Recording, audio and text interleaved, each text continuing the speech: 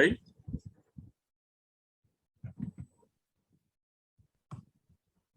Yeah. You want to be a pebble in the pond that creates a ripple for the change. Good evening. A very warm welcome to 75th Independence Day celebration. This conversation is with renowned Army officer, Indian Army officer. He is served good 40 years. I would like to invite Major General Rajesh Sahai. He has been awarded with Ati Vishish Seva Medal, Sena Medal, and Chief of Army Commendation. He served Army for good 40 years, as I told you earlier also. He has experience in intelligence services, strategies, leader of many difficult appointments. He is philanthropist, seasoned professional, strong, people skill, visionary. So begin our Baaton Ka Silsila with Rajesh Sahai, Major General Rajesh Sahai. Very warm welcome, sir. Thank you very much. Thank you, Niharika. So sweet of you. If you are ready, shall we start, sir? Yeah, please do so. Yeah. So I would be asking you a few questions, sir. Okay. My first question is, you are such an eminent person. What has been your driving force in all these years? Niharika, first of all, let me correct you. I'm not an eminent person. I'm just a person. That is number one. Sir, let me tell you, every person says like this. Every eminent person says like this. I need to be very, very categorical about it because there is nothing eminence involved. It's just that I have served for 40 years of my prime of my life, from 16 and a half years to nearly about 60 with the army. So the prime of my life has been there. I left home at 16 and left army after 40 years. And they were the best years. If I'm reborn, I would love to be reborn and join the defense forces again and again and again and again. So there's no eminence about it. It's a long history as to how I got into the services. And the history is that I'm the fourth generation serving the nation. Oh, my wow. father, my grandfather, my great-great-grandfather. And I need to add that my wife is still serving. She is also an army officer. She is herself a general in the medical corps. We call it AMC, Army Medical Corps. So we have a long lineage of service. But unfortunately, it has now stopped because my son is in Bangalore. He's a chemical engineer. My daughter is a lawyer. So it is their choice. That's how it is, Niharika. Okay, sir. Sir, as you have told us that your father was there, your grandfather was there, the fourth generation. So what was there to you to inspire that you should be also part of the Indian Army? Actually, because being a child, it is your old photographs. Yeah, this is the photograph, not of mine. This is my father's photograph. Okay. Right, many years down the line. Okay. I just brought it out today in my drawer. See, I'll tell you what. When we were there at the younger age, the options were very few, right? Okay. If you were padha likha, intelligent, then you became a doctor first, engineer second, and if you were unpad like me, who was not good in studies, so you were kicked on your backside and said, "Okay, go and join force." So I'll be very candid to say that I wasn't too brilliant in my school days. I just managed to just pass types, and because I was brought up in an environment of the defense services. You know, by the time I opened my eyes, I've just seen defense forces. And that is the life which I have led with my father, with my parents, and probably that the color also rubbed on me, and the relative issue was that I was brilliantly intelligent, so that was the only option for me to join. Today, children and people of your age group and my children's age group have got multifarious options to join any career, some amazing careers. But I love the army. I really love it because I just love it. Sir, you love army, you still love, ma'am is also working. So you don't want your kid should be part of that? Right. Ever force them, or you have given the choice, or you have given the wings that they can fly? You see, the thing was that many people have asked me this question, that you both are in the army. I mean, I was, and my wife is still serving. Why not my children? You didn't want to put them. I always say that if this is run to the Independence Day, it's a must to give independence to your children to choose. Wow, It is a wow. must, What a it is thought, a sir. must What a to thought. give them the choice that what they want to do with themselves and what they want to do in their lives. We as parents, I feel after some time, as you are a parent, but you take up a job of a facilitator, right? So if my son says, Papa, I want to do engineering, I go ahead, take your pick. You tell me what is required. You need my moral support, I am there. You need financial support, I am there. My daughter wanted to become a lawyer. She's now a lawyer and working with a wealth management company. So it is their choice. Why not? They'll be happier in their life. Not that I am sad that I spent 40 years of my life in army, but I feel you should give independence to the people to pick up what they want to do. So that is what the philosophy is. Very well said, sir. I agreed with you. So shall we proceed for the second one? Yeah. So we have heard that you have served as a UPSC examiner. Oh yes. So can you tell us what is the criteria of UPSC and how they can select the candidate? What is the structure, manner, and what is the interview process, so that our young generation can get an idea for that? Yeah. Okay. First of all, let me break a glass ceiling. And the glass ceiling is that it's a misnomer that it is impossible and all the words. Yes, it is difficult because the repertoire of the syllabi is large, right? But everyone and anyone who has the following three things. One is confidence in yourself, that is number one. Number two, the perseverance. And number three is hard work. Period. If you have the confidence in yourself that I shall crack it, you shall crack it. If you have the perseverance, okay, the first time I didn't crack it, I will again try it without being demoralized. You will crack it. And the third, there is no shortcut to hard work, because the syllabi is so humongous, is so large, that you need a very, very large amount of study and a lot of amount of reading. But if you're shy of studying and you're shy of reading, then don't expect to clear. And that is, excuse me, it is not applicable only to CSC, it is also applicable to becoming a doctor or going to IIT, NIIT. You have to compete. I mean, life is a competition, man. You can't say, okay, मैं बैठा हूँ, I should get all the best in my life. Sorry, you have to act. ACT. So take a very clear goal in your life. Okay, if I am a candidate, that I say, okay, 2023, I should enter Labasna. Labasna is the training institution in Missouri.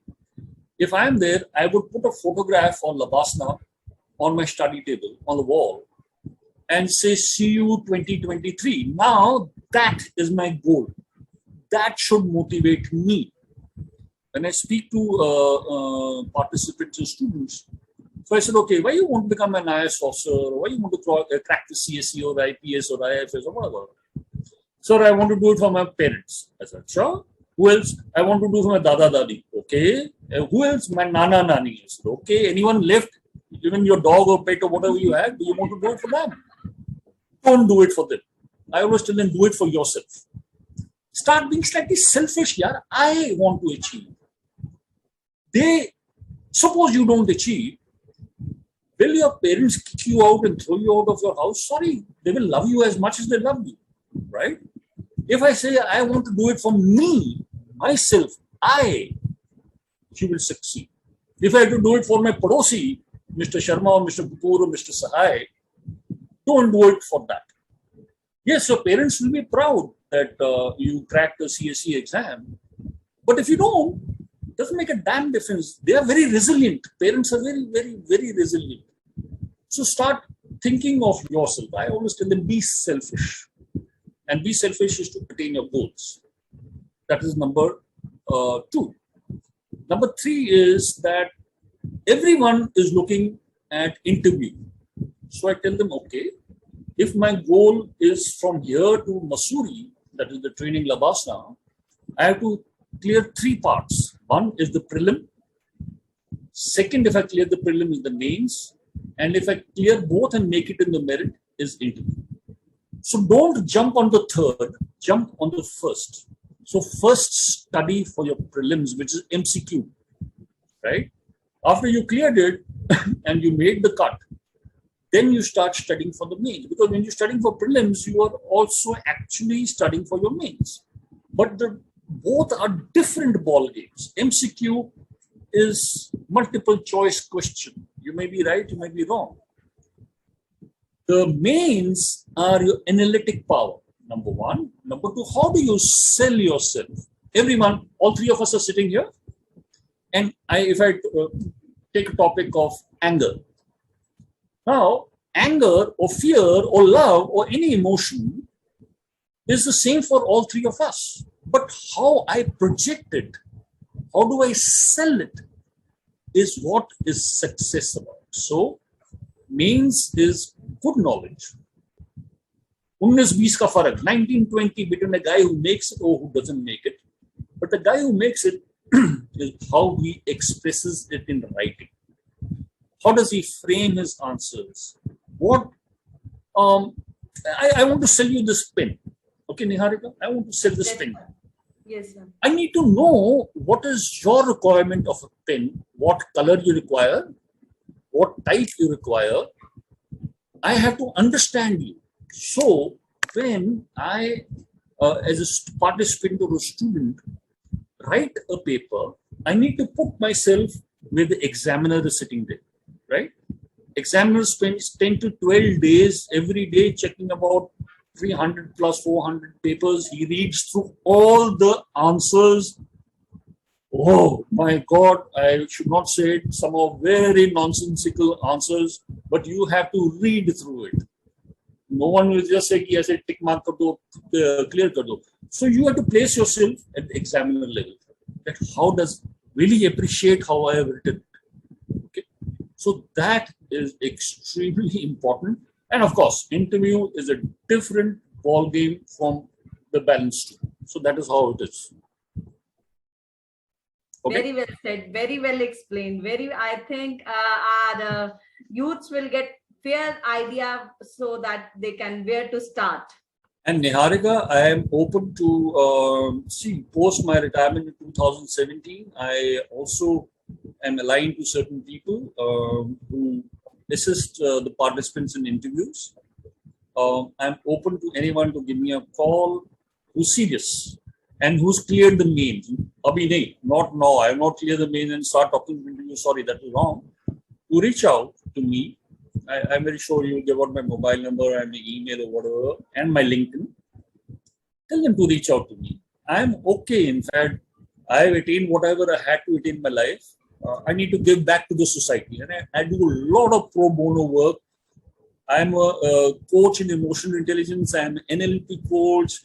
I'm a corporate trainer. I'm a coach in, you'll be shocked and surprised to hear, I'm a coach in sound healing. And I love to give it back to the society, and I love to give it back to the youngsters. I actually really love it.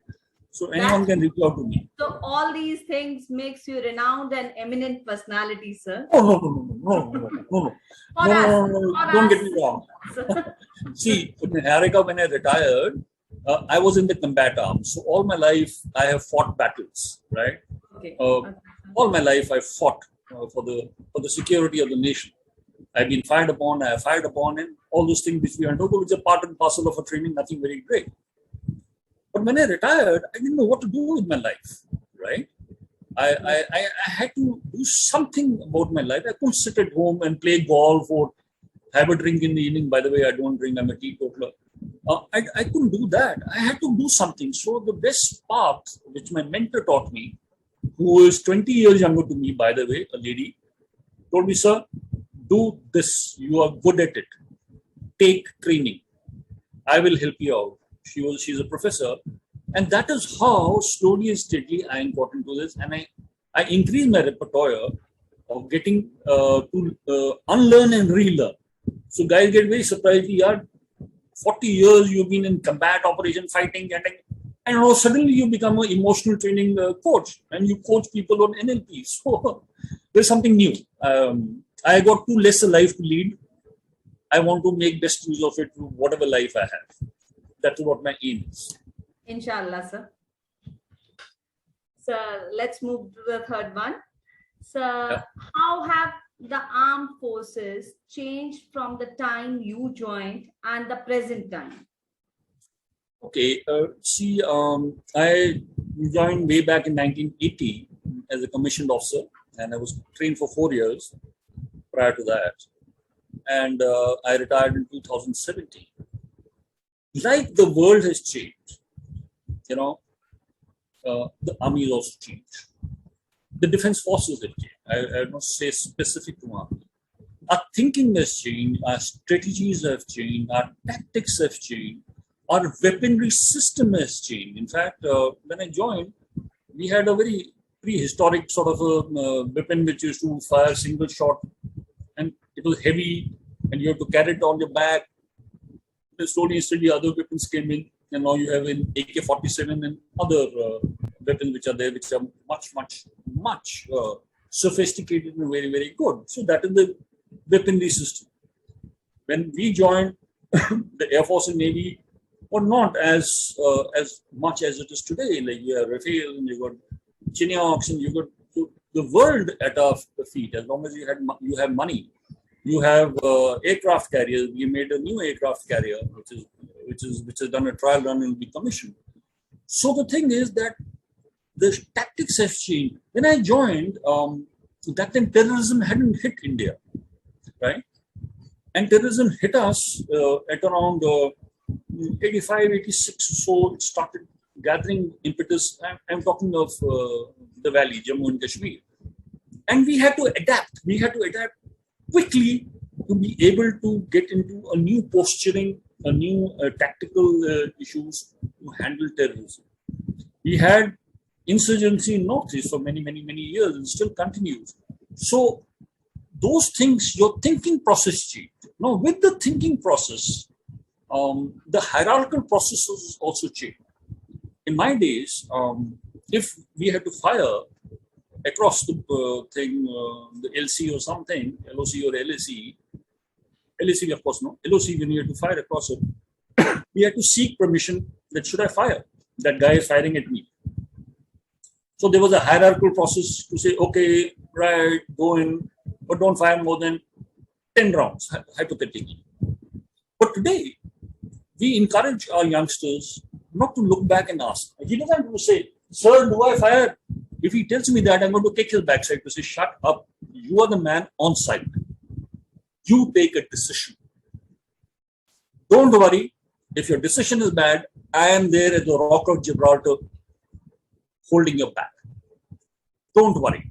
I am there. So when you do good, you get a pat. If you do bad, I'll hold you. That thinking process has brought amazing amount of decision making and innovation and understanding the tactical battle at the ground level, right? When I was a young officer, there were restrictions imposed, because at that time my thinking was not that way. We never thought that way.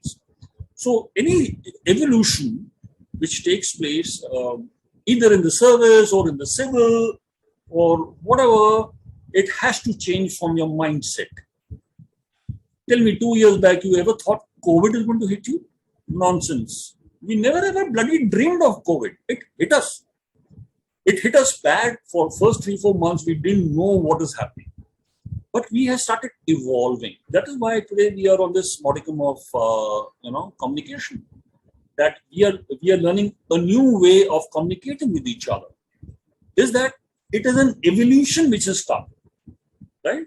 So I think in times to come, our services and our forces will be top of the line. They, as it is, are on the top of the line. There are a lot of things which we do which the rest of the world or the country does not know, but we do a lot of good things. Okay, sir, you have joined army, you have served army, you are the fourth generation of army. What is your what kind of message you want to give our youths?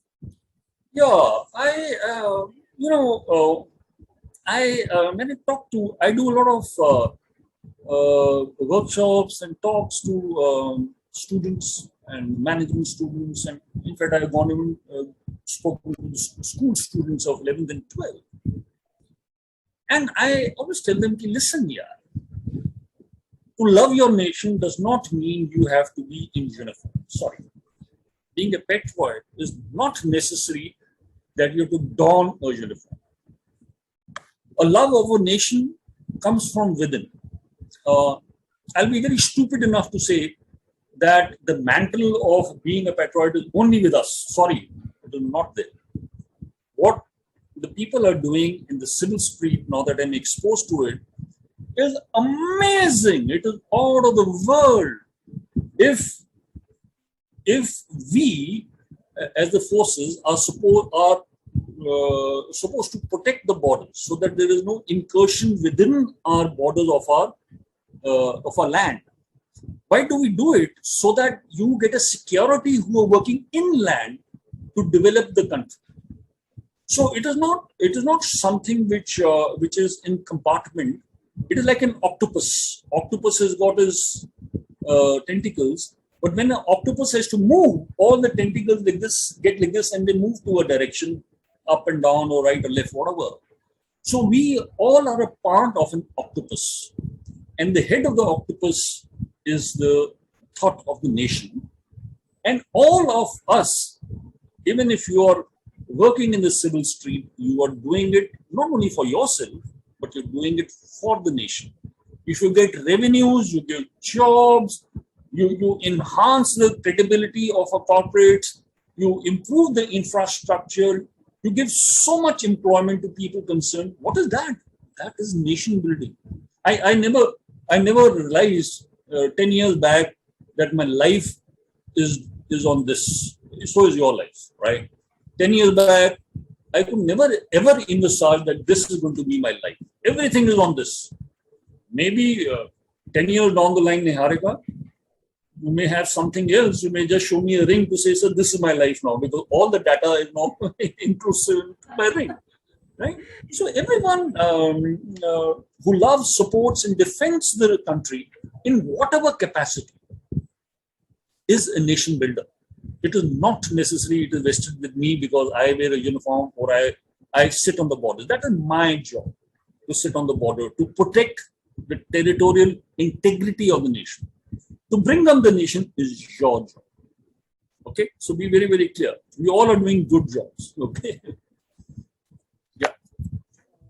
Thank you so much, sir. We have taken your so much of time from your busy schedule. So thank you so much on the behalf of Rustle Book Club and Rahul Suri. Thank you, Rahul. Thank you so much, sir. Jai Hind, Jai Bharat. Yeah. Thank you, and Vande Mataram, Jai Bharat, Jai Hind, and Jai Hind. God bless all. Thank you, guys. Okay. Thank you. Bye-bye.